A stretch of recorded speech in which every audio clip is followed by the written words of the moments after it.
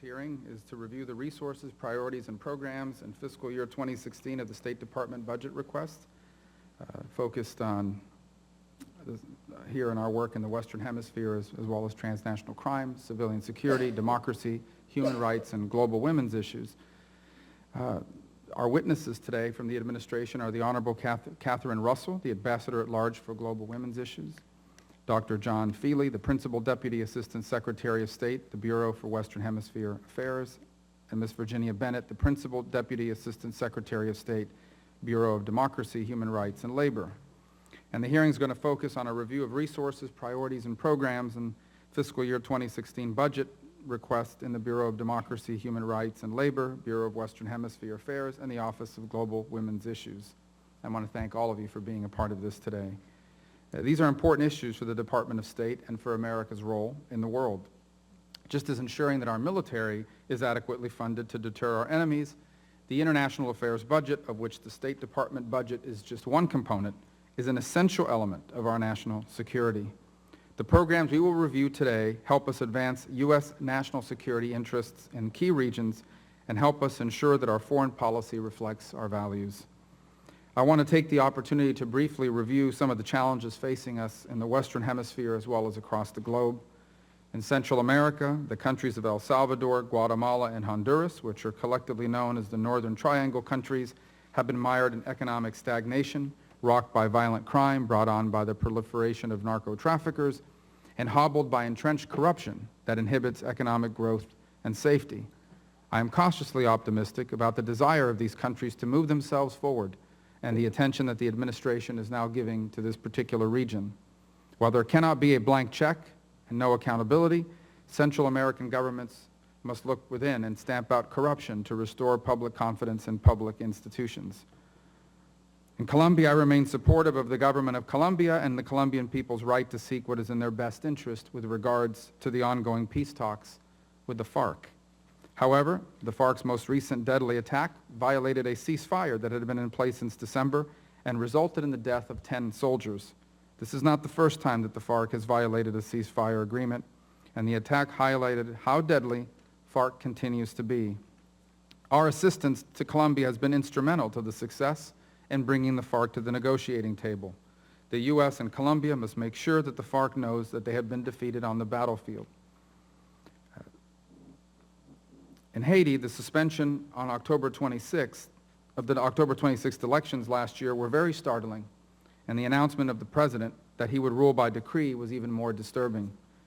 Haiti unfortunately has a history of turbulent elections, and the recent suppression of political protesters cannot continue. We are hopeful that the upcoming August election will go forward as planned, and that a new democratically elected government will be installed that will be responsive to the people of Haiti. In Cuba, despite all the efforts by the Obama administration to fast-track and reestablish relations with that government, the Castro dictatorship has used this opportunity to ridicule and attack American interests. The Cuban government has made no concessions, nor attempts to open a society that has been in darkness for 55 years. A darkness, make no mistake, that has been inflicted by the Castro brothers due to their ineffective and failed ideology. In fact, since December 17th, the regime has increased its repression and beatings of dissidents and has shown every intent of making U.S. overtures a one-sided deal. In particular, the consistent attacks on the ladies of white show this brutal regime's true nature. In Venezuela, we continue to be concerned with the increasing authoritarian rule of Nicolás Maduro over Venezuela. The recent announced nationalization of privately owned commercial companies through the use of his decree powers is an affront to a free society. He also continues to lash out at the United States as the cause of Venezuela's problems, never acknowledging that he is the one who has imposed restrictions on currency, travel, and trade. The Venezuelan people deserve better. In Argentina, we continue to mourn the death of Argentine Special Prosecutor Alberto Nisman, a courageous man who relentlessly pursued those who were responsible for the bombing of the Argentine-Israelite Mutual Association in Buenos Aires on July 18, 1994, that killed 85 people and wounded more than 300. I'm concerned with the slow pace of the investigation into his death, and with that in mind, I introduced a resolution today regarding his courageous work and life and a call for a swift and transparent investigation into his tragic death. Nicaragua continues to reestablish its close ties with Russia, rekindling memories of Soviet presence in Central America during the 80s.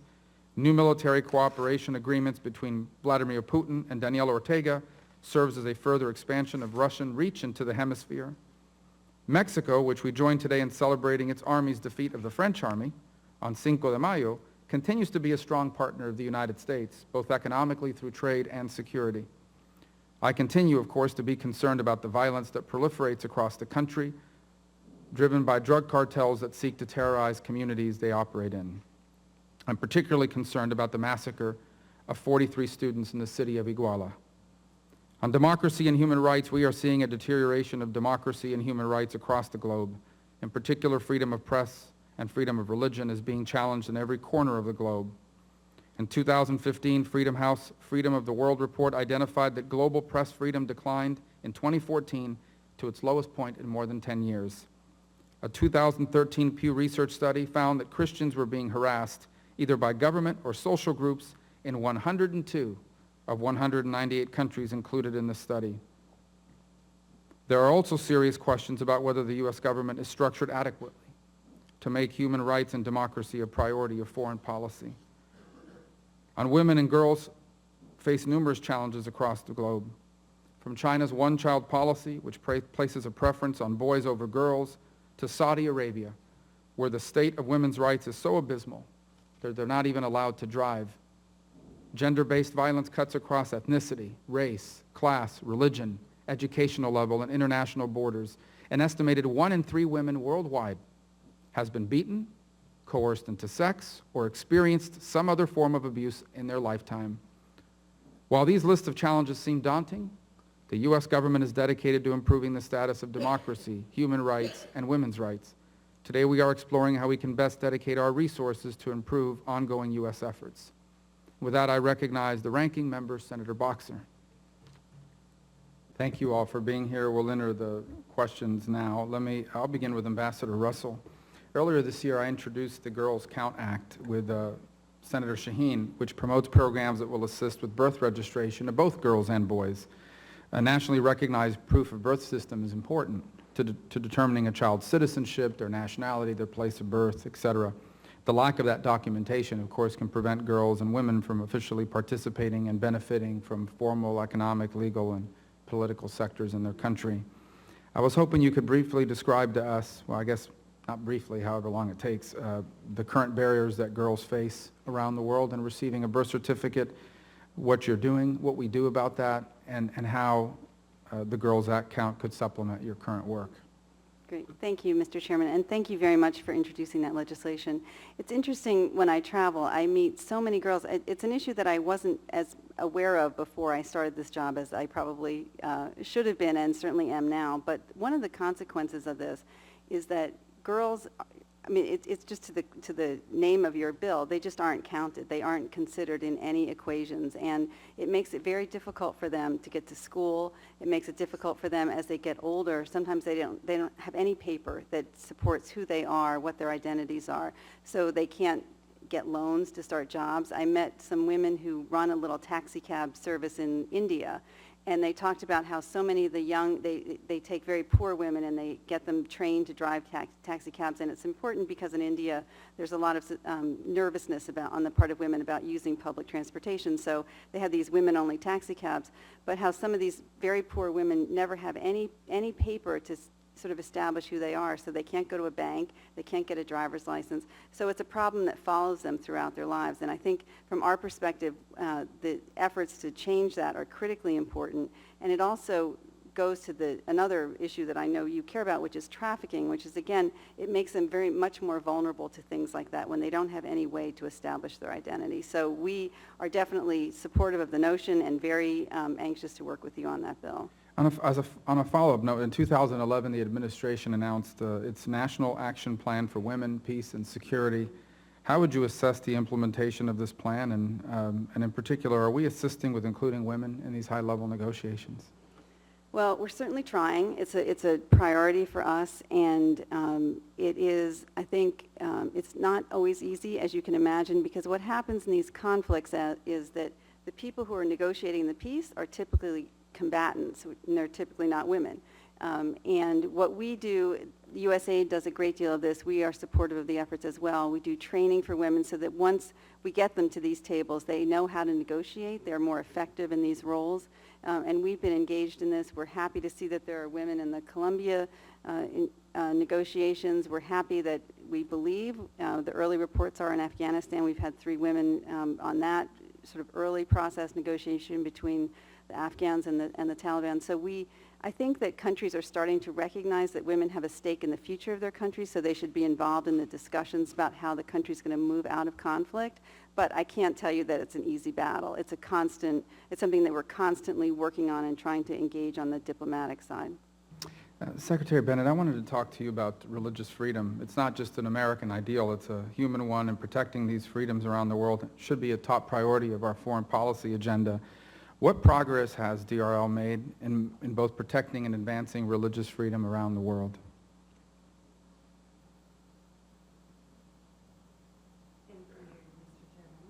Sorry. Thank you, Mr. Chairman.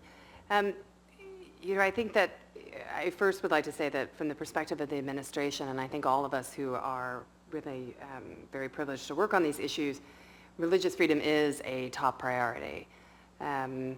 The threat that religious minorities, I think, are currently experiencing is of extraordinary proportion, whether it's Christian populations in the Middle East, whether it is, really, whatever stripe of religious minority is out there, it's under complete pressure and threat. As to what progress we are making in terms of protecting individuals, it's hard to measure, very honestly. We have certain types of programs. We have one Protecting Belief Fund, for example, which enables us to provide real-time, very targeted assistance to individuals who have come under attack, to provide protection or exit capacity for them to get them and their families to someplace safer. So that is obviously on a very micro level.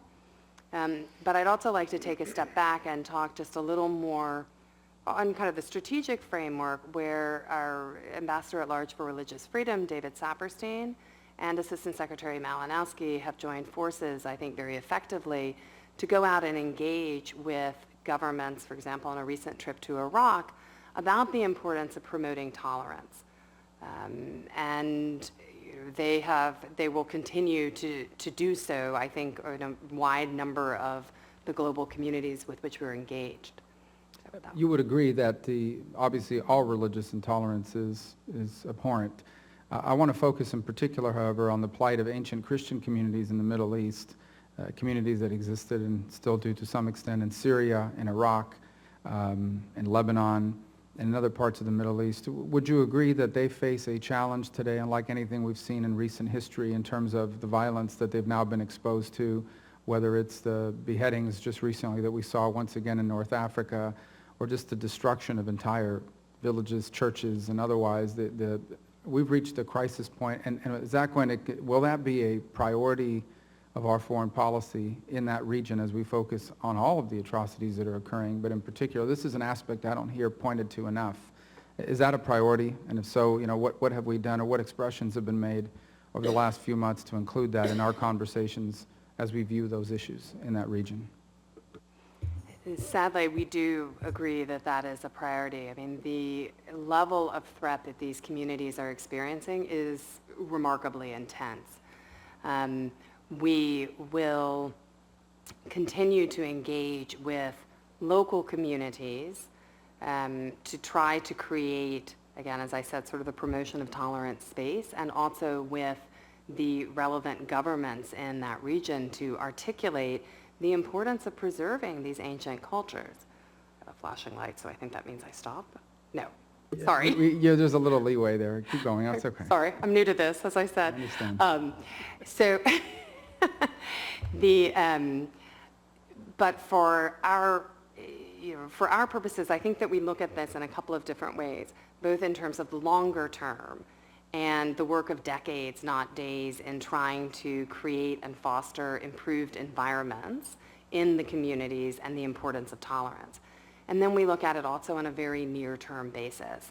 And that includes engaging with, in dialogue with religious leaders in all communities about how to address the very real systemic threat. One of the unusual experiences I think that our Office of International Religious Freedom has had over the past 6 to 8 to 9 months has been the very effective relationship that we have crafted with our colleagues in the interagency in terms of actually defending communities under threat. While this has been less focused on the Christian community in particular and more on the Yazidi community because of the nature of some of the threats that we have seen, we really do believe that we're making some progress in this regard. Thank you. Secretary Feely, let me touch on a couple points here, and I don't know if any of the other members have any follow-up questions. I wanted to first touch on Colombia, the negotiations going on with the FARC. Has the Santos administration asked for Simón Trinidad's release or temporary release for purposes of participating in the peace negotiations? Mr. Chairman, the Colombians have not asked us to release Simón Trinidad. Are you prepared today on behalf of the administration to state that the release of Mr. Trinidad from U.S. custody as a part of any future deal between Colombia and the FARC is off the table? Senator, as you well know, Mr. Trinidad is incarcerated in the United States for very serious crimes, and I have to be honest, I cannot make final decisions that will be made by my superiors. What I will tell you is that our extradition relationship with Colombia is one of the most fruitful. I was privileged to participate in the beginning of it before they had extradition of Colombian nationals, and President Santos and his negotiating team know what an incredibly serious tool this is and the priority that we make keeping our extradition relationship strong with Colombia. But you can't say that as of this moment, you're not aware of any efforts to either release or temporary release Mr. Trinidad. What I can tell you, sir, is I am not aware of any effort. Okay. I agree with this project, the Central American strategy and the $1 billion, obviously, but here's what's important. How are we going to measure progress? Do we have benchmarks set for how we're going to measure success, what the project is going to look like? Because you touch an interesting point, and I've talked about this often, whether it's the migratory crisis that we've now seen or some other issues regarding the Northern Triangle countries, there are entire parts of those countries that are not under the writ of the government. In essence, they're controlled by transnational criminal groups that terrorize the populace and, quite frankly, are driving people out of there for fear of their own safety and, of course, lack of hope in their own future. So the idea that we would get involved in an alliance for prosperity, or I guess this is called I've met with the presidents of all 3 countries and their foreign ministers. This plan for prosperity is a good idea, but how are we going to measure success in these programs? What are the metrics? Mr. Chairman, thank you for that question, and thank you for raising the importance of metrics. I said in my testimony that we have to be accountable and we have to work with you. I think one of the things that before we began this effort, we looked to see if we could get some signals of measurable progress, the demonstration of political will. It was the assessment of the President and the Vice President that we did have indications, certainly not getting us over any goal line, but we did have indications from them. I mentioned some of them earlier. If you take a look at Honduras, they have dropped their murder rate, still way too high, but they've dropped it 22% in the last year. If you take a look at what in Honduras they did in the Ministry of Public Security, they published a huge glossy that indicated almost where every lempira went in terms of their spending. Go over to El Salvador. I mentioned earlier the anti-extortion law. Take a look at what we did with El Salvador in terms of our MCC compact, their second one for $277 million. There were a number of things that the Salvadorans had not done in terms of making their domestic legislation regarding anti-money laundering up to international FATF standards, the Financial Action Task Force things. We worked with them through our diplomacy, and we were able to get them to a place where we were able to approve that. You put your finger on it. Metrics are absolutely important. Now, having said that, I will also say you can look at a whole bunch of statistics on inputs and not necessarily get the outputs that you seek. I used to tell people when they would come and visit us, as you did in Mexico, that what does success look like? I can't sit here and tell you every single thing, but I can tell you that how a country presents itself and how the people of a country feel about their government, about their mayors, about their police, about their justices. And the building of that confidence is extremely important. Maybe difficult to measure, but we can use polling and things like that. But metrics is absolutely on the forefront of our efforts here. Well, I would just add that obviously the $1 billion won't be enough to finish the plan. I would imagine there are out-year planned, assuming that there's success with the plan, there would be future years for continued implementation. Sir, we right now, I can only speak, as you can appreciate, for FY16. But Okay. if we look at our history in Colombia and we look at our history in Mexico, I would say there is no substitute in this hemisphere for strong American leadership, technical assistance, and the leveraging ability that we bring, both in terms of the programming as well as in terms of the political and diplomatic support. Okay, I want to examine the $6 million for changes to the interest section into an embassy. In May of 2014, the State Department's Office of Inspector General released a report following an inspection of that facility. The report included, by the way, a classified annex that, with key judgments which I've reviewed and recommendations on how to improve the security and functionality of the interest section. Can you tell us here in this setting, without obviously going into any of the details in the classified annex, how many of those recommendations have been acted upon?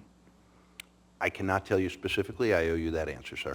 Okay, can you tell us then how much of this money will go towards addressing those portions? And either it can be a written update or a response, classified if necessary, on what the State Department has done or plans to do to the interest section, and how many of the recommendations, particularly the ones in the classified annex to the report, have been addressed. That's an important point that the committee needs to understand, is how many of those things in that report, both the open portions of it and especially the classified portions of it, are going to be addressed with these $6 million that you're asking for. I owe you that as a take-back, sir. As I mentioned, in general terms, what I can say here in this setting is that the additional $6.6 million that we would be seeking for DNCP funding, diplomatic and consular program funding, is basically for necessary modernization. But we owe you a more specific Physical answer. upgrades. Sir. Okay. There are no FTEs, as we call them, full-time employments. We do not anticipate expanding the number of diplomats that we're sending down there in the short term. Okay, well, because you talked about these are all going to be updates to the facility, and that's important in terms of not just in light of that report, but in general, the functions that you're talking about providing there. But beyond it, you talked about there's no IT capability or advanced IT capability, there's no cars, and that leads me to my following point. Let's talk first about personnel, and you talk about FTEs. This employment of Cuban personnel provided by the Cuban government, there is no doubt in your mind that these employees just aren't random people that applied for a job, that a significant portion of them, if not all, have strong links to Cuban intelligence. Sir, what I would say to that is that we and every other diplomatic mission deal with the circumstances that we find on the ground. This is not ideal. This is unique. I'm not sure if there are other places in the world where the host government provides your local employment, your locally employed staff. Well, even that in and of itself raises a tremendous flag, does it not? We're going to have an expanded embassy capability in this country, a nation that we know has made the United States a priority of intelligence gathering, a country that we know expenses, despite their poor budgetary conditions, spends a significant amount of money on intelligence activity, and they provide us employees, and I guarantee you that not a single one of them is just a plumber or a janitor. Every single one reports back to the government, and I just think that's a major red flag in terms of expanding an embassy capability, where in fact would probably require us to expand the number of Cuban employees employed by the government. People, I don't know if the American people realize this, what a large number of basically Cuban government employees work inside of our consular facility, and will be working inside of our embassy in Havana. That is a huge problem. Let me ask you something else, because as part of upgrading this, do we have commitments from the Cubans that we'll be able to bring in new modern equipment and supplies? Senator Rubio, that is one of the issues that we are discussing with them, and my boss is the lead negotiator, and quite frankly, I am not able to provide you in this setting with a status of where we are with regard to access by our lead officials or the importation. As you can appreciate, these are conversations that are at the core of our diplomatic conversations, and nobody is prejudging the outcome.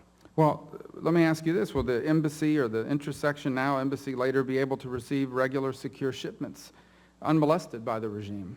Once again, sir, one of the issues we are discussing with them, and I am not in a position today to be able to tell you yes or no categorically. Well, again, that is a huge area of concern. Huge We're being priority. asked to invest money in an embassy in Havana, but we're going to have to hire Cuban agents to work in the embassy. And there's no guarantee as of yet that we're going to be allowed to bring in any equipment we want to upgrade the embassy, because we're being told this would be an embassy just like any other embassy in the world, except it'll have Cuban agents working inside of it. We will not, and we have no commitments yet that we'll be allowed to bring our own equipment, and we have no commitments yet that we would be allowed to bring secured containers of equipment into the embassy. Other than that, it's just like every other embassy, I suppose. Sir, I think that there's the embassies. It'll have a door and a window, but it won't have our own computer equipment, our own employees, or a secure method of delivering material. I mean, this is a big issue of concern, and one that we're going to be debating as we get into this whole funding issue, because irrespective of how you may feel about an opening towards Cuba, if we're going to have an embassy, it should be a real embassy, not an embassy that is mined with Cuban intelligence officials, unable to upgrade its equipment, and unable to bring in a secure way both documents and material for the use of the embassy. And I understand it's not your decision to make, but I'm just pointing to the fact that that's going to be a major problem. Well, and it is a major priority for us. If you take a look, we are attempting to reestablish diplomatic relations. We are not there yet, as you well know, under the Vienna Convention on Diplomatic and Consular Relations. The overriding principle of that is that there is reciprocity. In many embassies around the world, we do not have 100% perfect reciprocity, and we have to deal with the circumstances that we have. The fact that we have PALCO employees in the interest section currently is one that is an inherited state of affairs.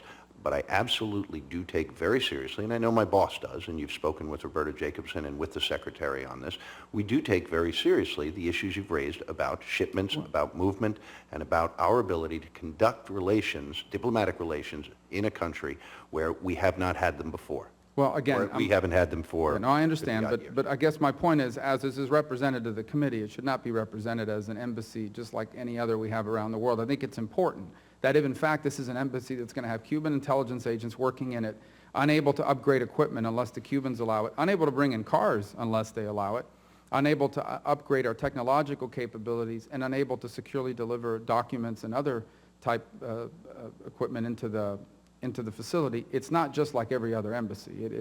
And that's an important thing to point out. Beyond it, on the personnel issue, is there plans for the embassy to be able to have the capacity to host members of Cuba's pro-democratic opposition?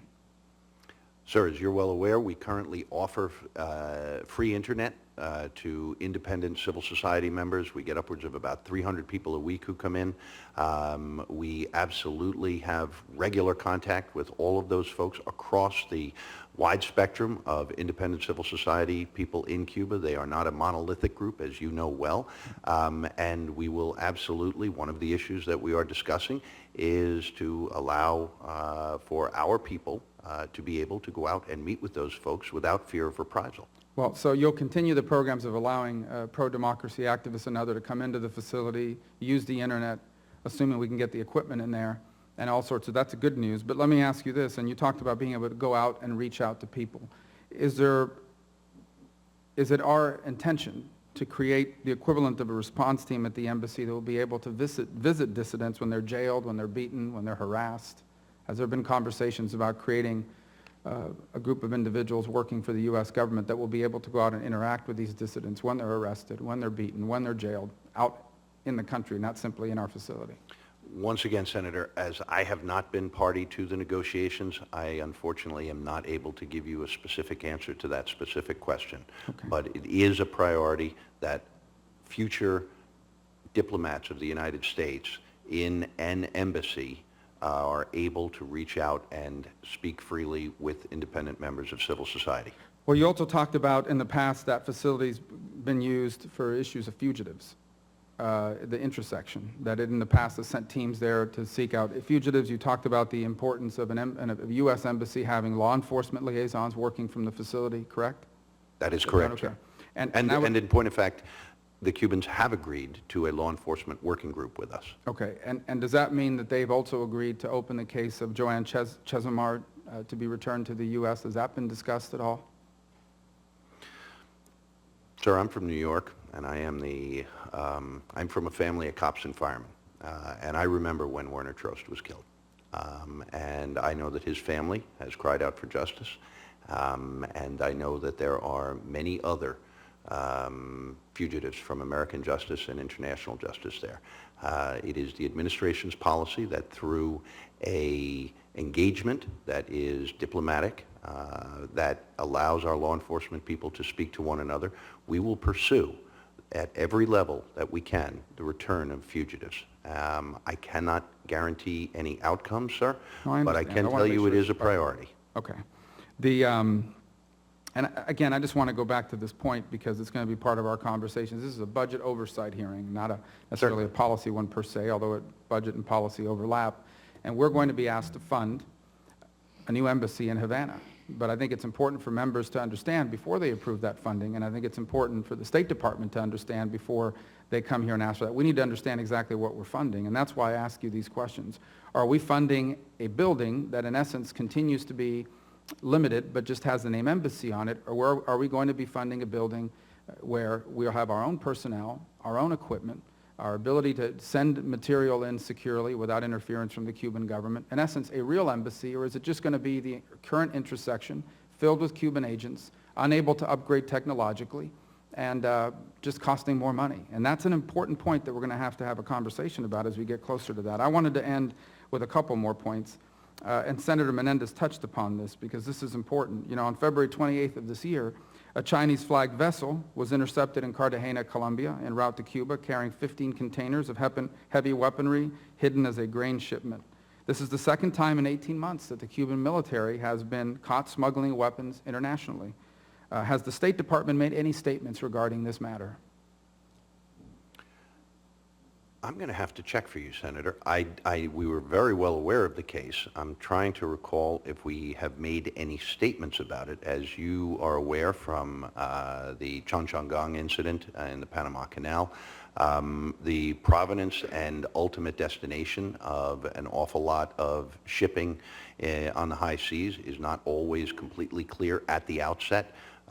We have spoken to our Colombian partners on that, but I owe you a better response as to whether or not we've made public statements on it. We have certainly consulted with our Colombian partners. Well, I think this is a critical point because weapons sales between China and Cuba are not otherwise sanctioned internationally. So why would they hide this weaponry in grain? If in fact that alone should raise alarm as to what exactly they're doing, which brings me to perhaps my final point, and that is according to the memorandum of justification for the rescission of Cuba's designation as a state sponsor of terrorism that was shared with Congress last month, the Cubans reject, quote, Cuba rejects and condemns all terrorist acts, methods, and practices in all its forms and manifestations. It likewise condemns any action intended to encourage, support, finance, or cover up any terrorist act, method, or practice, end quote. Can my office be provided a copy of the communication between Cuba and the United States in which Cuba committed to these words that I just read? Sir, I'm not authorized to get that. I will certainly take it back. To give you that assurance, I will take back the request. Well, we'll make that request as well of the Secretary of State. Would that be the appropriate individual? Yes, sir. It also states that the governments of Spain and Colombia have no objection to the rescission of Cuba's designation as a state sponsor of terrorism.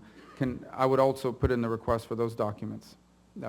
If those documents exist, sir, Okay. I will certainly. And I guess my final question is one related to the democracy programs on the island. And, you know, we've heard some criticism here, Senator Flake, but others have as well, that these programs act as some sort of a covert program. I think it's important to point out that, and I think Senator Menendez touched upon this, but these programs, these were not weapons programs, correct? No, These were not programs to hand out explosives on the island. These were programs to basically help individual Cubans become empowered by having access to social media, as reported in the media, that's what they were, to have access to social media, access to the internet. Doesn't the fact that that in and of itself is considered subversive tell us everything we need to know about that regime? Our human rights funding, which has been supported from this committee for many years, does in fact seek to empower the Cuban people.